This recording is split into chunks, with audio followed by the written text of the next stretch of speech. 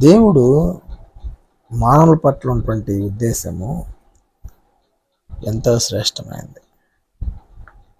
మనుషులు దేవుణ్ణి ఎరగలిగితే వారి జీవితాలు బాగుంటాయి. వారు నెమ్మదిగా బతుకుతారు.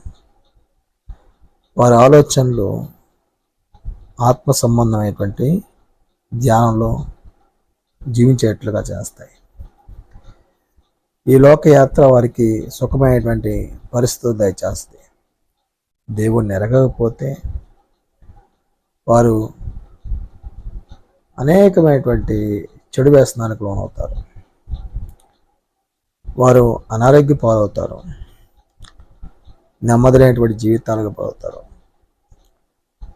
సౌఖ్యమైనటువంటి వాతావరణం మధ్య వాళ్ళు జీవిస్తూ ఉంటారు. వాళ్ళ కోరికలు నెరవేర్చుకోవడానికి వారి యొక్క జీవితాంతం ప్రయాసపడతారు. ఈ ప్రయాస అంతా కూడా వ్యర్థము అనేది వారు గ్రహించరు. ఎందుకంటే వారు చనిపో